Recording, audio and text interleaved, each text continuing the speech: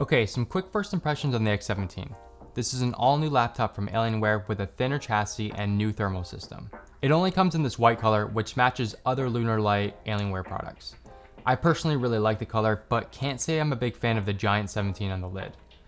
The whole unit is fairly heavy at 6.65 pounds and quite thin at less than an inch. The higher weight is expected as I feel this is aimed more to be a desktop replacement than something light and portable like smaller gaming laptops are. Opening the lid, you're presented with a really nice keyboard with per key RGB lighting. The higher tier models can be customized with the Cherry MX mechanical keyboard. My unit does not have that. Regardless, the keyboard is still really nice to type on with good key travel and a satisfying tactile feel.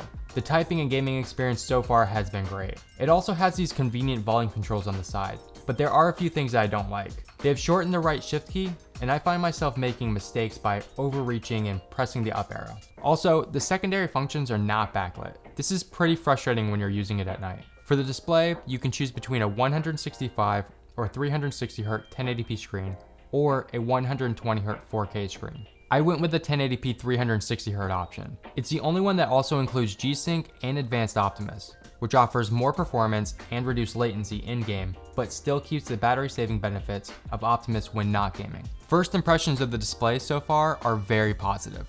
It looks bright and vibrant, and the 1080p resolution looks plenty sharp for gaming on the 17-inch size. Now, I haven't maxed out the 360Hz refresh rate on the few games that I've tested so far, but the gameplay has been smooth and responsive on the ones that I have. Just to get a quick idea of the gaming performance, I booted up Cyberpunk 2077 and I'm seeing around 70 frames per second throughout my 45 minutes of gameplay on high settings. I also played Destiny 2 for an additional hour or so, and the game ran great, staying around 140 frames per second, also on the highest settings. I will be testing gaming performance more thoroughly in the full review, but this gives a general idea of what to expect.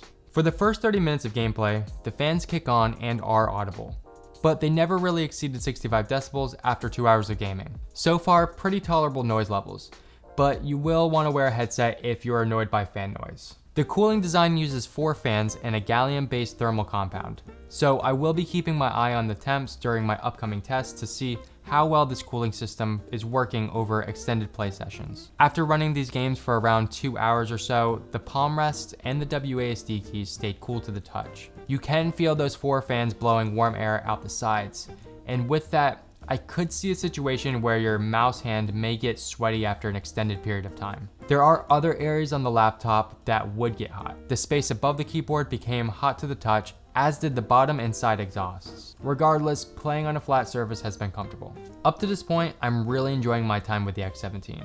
The overall build quality feels solid, which we've come to expect from an Alienware laptop, and so far, it's had great performance and cooling. Again, this is not the full review, so subscribe for that and let me know what you want to see in the comments below.